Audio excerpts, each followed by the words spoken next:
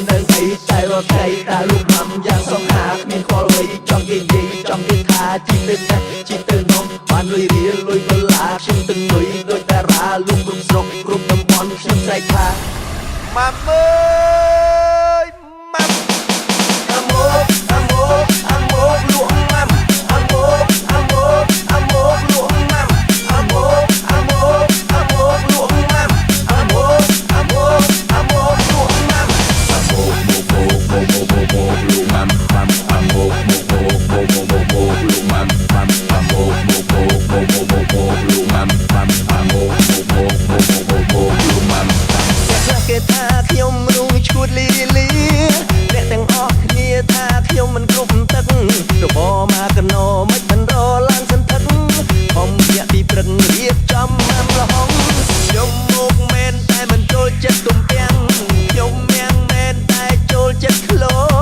ចេញលុកម្ដងមនុស្សឈរចាំកកោកណារូបខ្ញុំមកតែចេះលក់ម៉ាំអាមកអាមកអាមកលក់ម៉ាំអាមកអាមកអាមកលក់ម៉ាំអាមកអាមកអាមកលក់ម៉ាំអាមកអាមកអាមកលក់ម៉ាំអាមក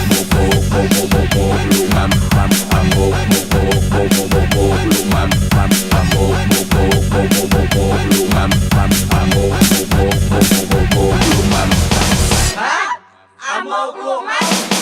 ថាជមុកមិនដឹងអីតែរត់ថ្ងៃតាលុកម៉ាំយ៉ាងសងហាមានខលអ្វីចង់គេនិយាយចង់គេថាជីទៅណាជីទៅនោះបានលុយរៀលលុយដុល្លារខ្ញុំទាំងលុយដូចតារាលុំគ្រប់ស្រុកគ្រប់តំបន់ខ្ញុំស្រែកថា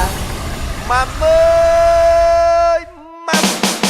អាមកអាមកអាមកលក់ម៉ាំអាមកអាមកអាមកលក់ម៉ាំអាមកអាមកអាមកលក់ម៉ាំអាមកអាមកអាមកលក់ម៉ាំអាមកមកលក់ម៉ាំម៉ាំអាមកមកលក់ម៉ាំម៉ាំអាមកមកលក់ម៉ាំម៉ាំអាមកមកលក់ម៉ាំម៉ាំអាមកមក